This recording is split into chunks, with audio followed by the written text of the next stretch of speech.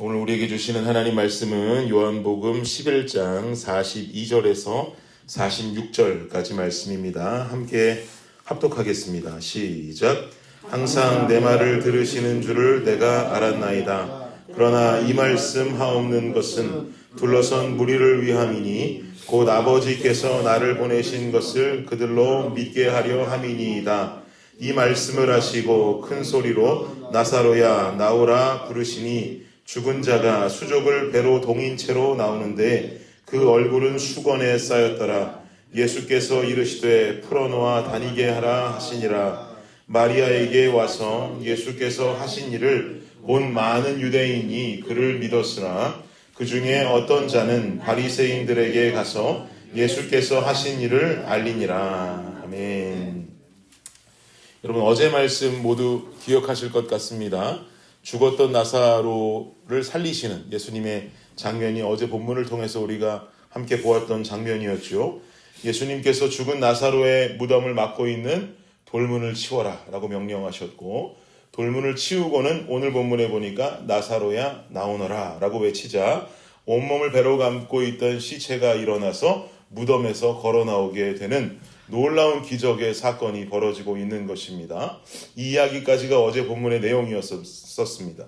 그런데 이런 기적의 사건을 예수님께서 일으키신 궁극적인 이유는 무엇이냐? 왜 죽은 자를 살리시는 이러한 역사를 하나님께서 나타내셨는가? 42절을 보시면 우리 다시 한번 42절 좀 읽어볼까요? 시작. 항상 내 말을 들으시는 줄을 내가 알았나이다. 그러나 이 말씀 하옵는 것은 둘러선 무리를 위함이니 곧 아버지께서 나를 보내신 것을 그들로 믿게 하려 함이니이다. 아멘. 42절 하반절을 보니까 뭐라고 기록하냐면 이 말씀 하옵는 것은 둘러선 무리를 위함이니 곧 아버지께서 나를 보내신 것을 그들로 믿게 하려 함이니이다 라고 지금 말씀합니다. 즉 죽은 나사로를 살려내신 궁극적인 이유는 나사로의 무덤가에 모인 허다한 무리들 중에 아직 예수 그리스도를 믿지 못하는 자들에게 그 예수를 믿는 믿음을 주기 위함이 궁극적인 이유가 되는 것입니다. 예수를 믿지 못하는 자들이라는 사람들은 아직 생명이 없는 자들을 말하는 것이죠. 죄의 삭은 사망이다라고 하는 로마서의 말씀대로 그저 사망의 길을 걸어가고 있는 자들입니다. 그런데 이어지는 45절을 한번 보십시오. 45절에 말씀하기를 함께 읽겠습니다. 시작. 마리아에게 와서 예수께서 하신 일을 본 많은 유대인이 그를 믿었으나, 정말 하나님의 뜻대로 좋은 소식이 지금 전달되고 있습니다. 이 자리에 와 있던 많은 유대인의 무리들이 예수님을 믿기 시작했다라고 하는 좋은 소식이죠. 생명을 주시고자 했던 예수님의 사랑의 마음이 잘 전달되었습니다. 그런데 지금 읽었던 45절 마지막 말이 조금 불안한 말이 나와요. 그를 믿었습니다가 아니라 믿었으나 그러지요. 그렇다면 이어지는 46절에는 분명히 안 좋은 이야기가 나올 것입니다. 46절을 읽어보겠습니다. 시작. 그 중에 어떤 자는 바리새인들에게 가서 예수께서 하신 일을 알리니라. 바리새인들에게 가서 이 사실을 알린 자들이 있다라고 하는 이 소리가 무슨 뜻인가? 믿지는 아니하고 도리어 예수님을 해하려고 바리새인들에게 이 사건을 고해 바친 자들이 있다라는 거죠. 참 이거 기가 막힌 일 아닙니까? 죽은 자, 그것도 죽은 지 한참이 지나서 썩은 냄새가 진동을 하던 그 시신이 다시 살아나게 되는 말도 안 되는 기적이 눈앞에서 벌어졌단 말입니다. 그렇다고 해도 그 안에 그 옆에 있던 허다한 무리들 중에는 믿을 사람들은 믿고 믿기 싫은 사람들은 그 모습을 보고도 믿지 않았다는 거예요. 그 모습을 보면 다 믿을 줄 알았는데 믿는 사람도 있는가 하면 믿지 않는 사람들도 존재했다는 것이죠. 이건 나사로가 다시 살아난 사건에만 국한되는 일은 아닙니다. 예수님께서도 죽으신 지 사흘 만에 부활하셨습니다. 그 부활을 목격한 자들이 분명히 있었습니다. 그 사람들을 중심으로 오순절에 성령 강림 사건이 일어나게 되고 그들이 미친 듯이 그 이후에 복음을 전하고 예수 그리스도의 부활과 사랑이 마음을 움직여서 그들이 복음을 전한 상대들 중에는 수많은 사람들이 예수 그리스도께로 그 믿음을 회심하는 자들이 있는가 하면 그 예수쟁이 잡겠다고 쫓아다니는 바울과 같은 사람들도 있었다라는 것을 우리는 알아야 됩니다. 누군가는 예수님 믿음으로 예수님 전하면서 순교를 당하는 인생을 살아가지만 누군가는 그 사람을 순교시키는 자들도 있더란 말이죠. 우리가 살아가고 있는 오늘날도 마찬가지입니다, 여러분. 다를 것이 없어요. 내가 불신자에게 예수 그리스도의 십자가의 복음을 전한다고 해도 믿는 사람들은 믿고요. 믿지 않는 사람들은 또 안 믿는다는 거예요. 내가 복음을 전하면 그 복음이 막 비수같이 꽂혀서 믿지 않는 자들이 막 베드로가 설교했을 때처럼 수천 명이 회개하고 울고 돌아오는 역사들이 일어난다면 우리 뭐 굳이 복음 전하라고 막 강조하지 않아도 사람 붙잡고 막 복음 전하겠죠. 막 전하기만 하면 울고 회심하는데 그 누가 안 전하겠습니까? 누구라도 붙잡고 전하겠죠. 그런데 때로는 전도하다 보면 문전박대 당하고 복음을 전하다 보면 예수님이 어딨냐면서 비웃음이나 당하는 일들이 일어나니까 자신 있게 그 복음 전할 수가 없는 거죠. 그렇다면 왜 못 믿는 걸까요? 왜 누구는 믿고 누구는 못 믿게 되는 걸까요? 저는 오늘 본문을 보면서 좀 생각해 보게 되었습니다. 왜 믿지 못할까? 눈이 보질 못해서 믿지 못하는가? 아니면 귀가 들리지 못해서 믿지 못하는가? 그런데 가만히 보면 나사로의 무덤가에 와 있는 누구나 나사로가 살아나오는 것을 목격했단 말이에요. 눈으로 보았단 말이죠. 예수 그리스도의 믿을 수 없는 능력을 두 눈으로 봤습니다.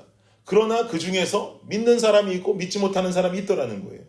즉 눈으로 봐도 믿을 수 없는 사람들이 있다는 거죠. 그럼 귀는요? 46절을 보십시오. 다시 한번 46절을 읽겠습니다. 시작. 그 중에 어떤 자는 바리새인들에게 가서 예수께서 하신 일을 알리니라. 어떤 자들이 바리새인들에게 가서 전한 얘기는 뭐겠습니까? 예수라는 자가 죽은 나사로를 살리셨다라고 하는 이 믿을 수 없는 이야기를 전한 것이에요. 그럼 그 상황을 들은 바리새인들은 아, 이거 이상하다. 참 범상치 않구나. 한 번 더 생각을 해야 옳을 것이란 말이죠. 그런데 바리새인들은 이 이야기를 듣더니 예수라는 자가 범상치 않은 자다. 아, 메시아일 수도 있겠다. 이런 생각을 갖는 것이 아니고요. 53절 한번 보시겠어요? 53절 시작. 이날부터는 그들이 예수를 죽이려고 모의하니라. 귀로 들어도 소용이 있어요, 없어요? 소용이 없어요. 예수님의 기적의 역사를 들어도 죽은 지 나흘이면 나사로를 살려낸다 할지라도 누군가는 그 소식을 듣고도 예수를 죽이려고 모의하더라는 거죠. 결론은 예수를 믿는다는 것은 내 눈과 내 귀로 인함이 전부가 아니라고 하는 것을 깨닫게 됩니다. 내 눈앞에 죽은 자가 다시 살아나도 썩은 내가 진동하던 그 시체가 온몸을 배로 감고 걸어 다닌다고 해도 믿지 못하는 사람이 있고요.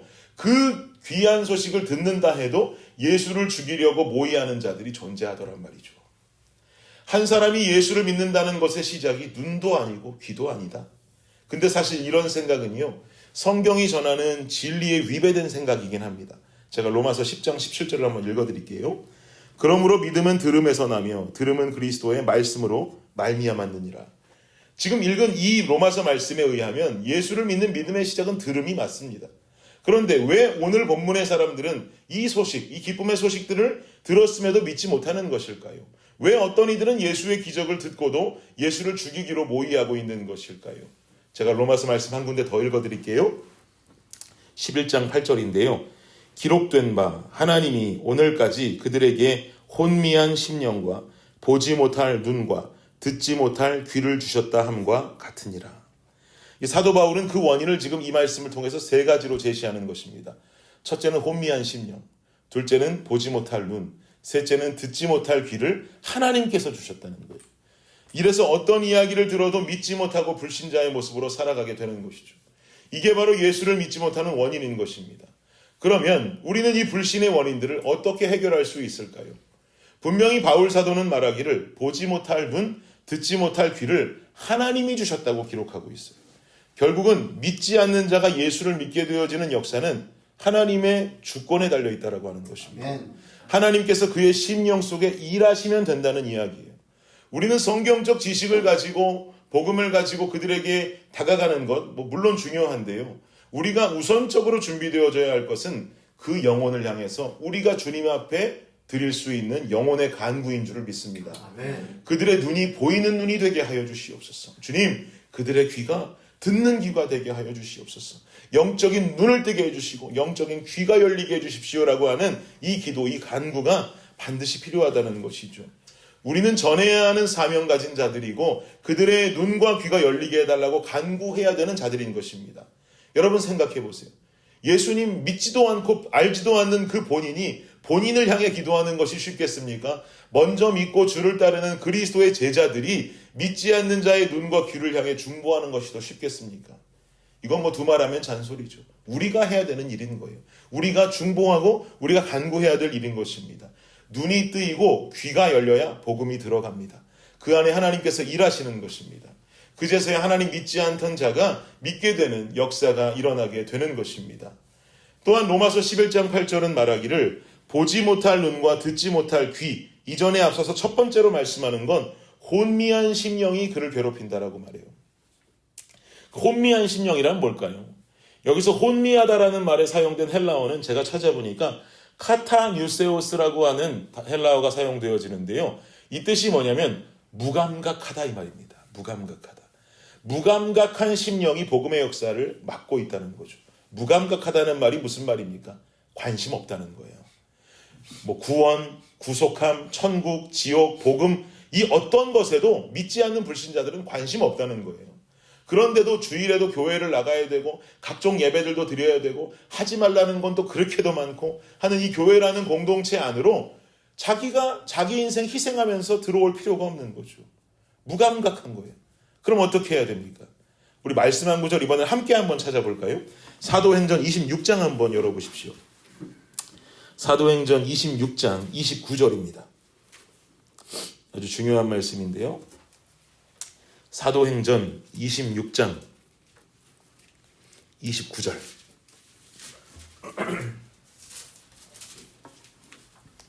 사도행전 26장 29절 말씀 한번 함께 읽어볼까요? 시작.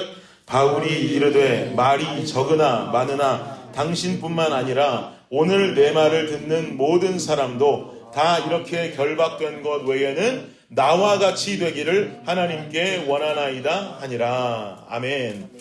지금 이 장면 어떤 장면이냐면 복음 전하다가 잡혀서 베스도 총독 앞에 선 바울의 모습입니다. 그런 바울에게 베스도가 말하기를 뭐라고 말하냐면 야 바울아 네가 공부를 하도 많이 하더니 네가 공부한 학문 때문에 그 학문이 너를 미치게 한다. 네가 미쳤도다 라고 말합니다.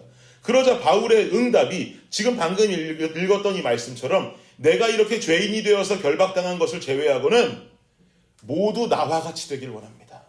내가 믿는 예수, 내가 받은 복음 여러분도 믿길 원합니다. 내가 미쳤다면 여러분도 그 예수 앞에 미치길 원합니다라고 지금 응대하고 있는 거예요. 내게 일어난 변화가 당신들에게도 임하기를 원한다고 담대하게 선포하고 있는 모습인 것이죠. 바로 이것이 제일 중요합니다.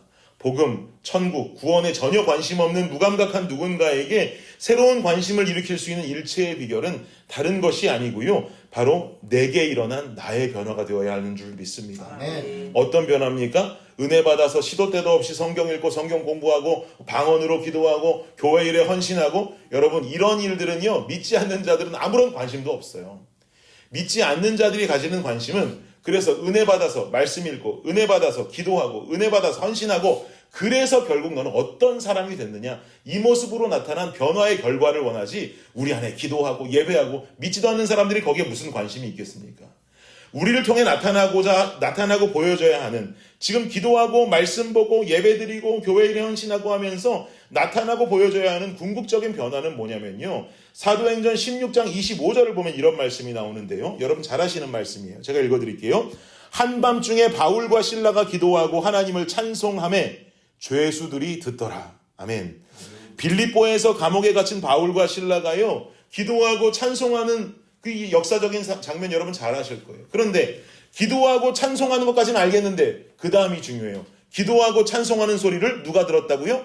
죄수들이 듣더라. 이 말인즉슨 예수 믿는 자를 통해 불신자들에게 보여줘야 하는 진정한 변화는요. 이해할 수 없는 환경 속에 나타나는 신앙인의 기쁨인 줄을 믿습니다. 아멘. 여러분 기쁨과 재미의 차이가 뭔 줄 아세요? 기쁨은 지속적인 현상이에요. 환경에 지배받지 않고 나타나는 지속적인 현상입니다. 그러나 재미라는 건 순간적이고 즉흥적인 현상이에요.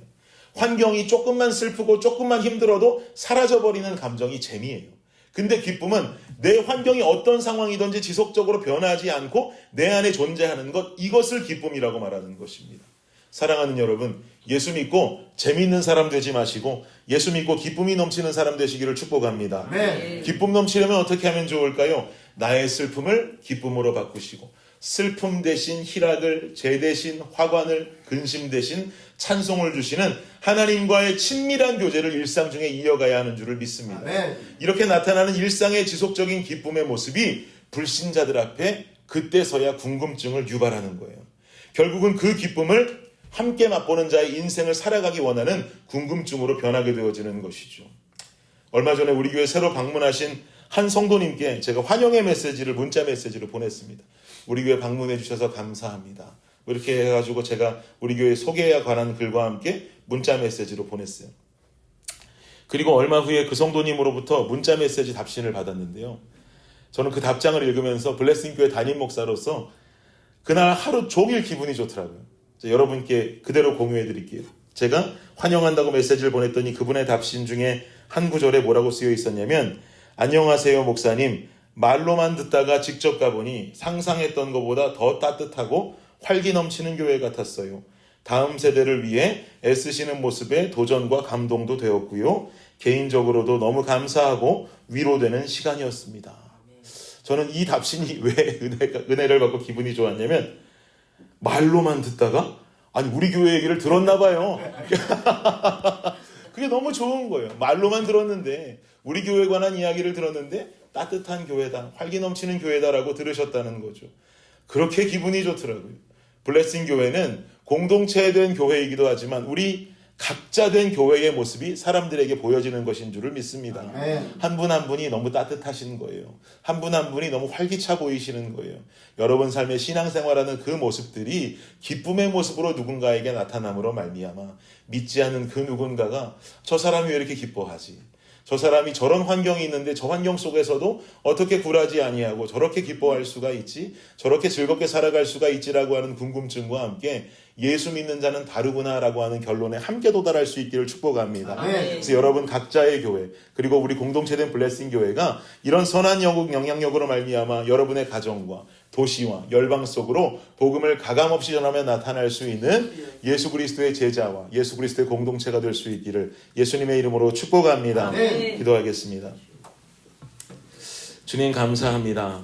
우리 각자 한 사람 한 사람들이 따뜻한 교회의 모습을 갖추기를 간절히 원합니다. 활기가 넘치고 기쁨이 가득한 교회된 모습으로 이 땅을 살아가기를 원합니다. 믿지 아니하는 자들이 나의 삶을 보고 도대체 저 사람은 어찌하여 기쁜가 하고 궁금증을 갖게 되기를 간절히 원합니다. 그때 우리가 전하는 복음과 우리가 전하는 예수 그리스도의 소식들이 그들에게 복음으로 전달되어지고 눈이 열리고 귀가 열리며 예수 믿게 되어지는 은혜의 역사가 삶 가운데 벌어질 수 있도록 주님 함께하여 주시옵소서. 오늘 하루 가운데 이 귀한 역사가 우리 삶에 있게 하여 주옵소서. 감사합니다. 예수님의 이름으로 기도드립니다. 아멘.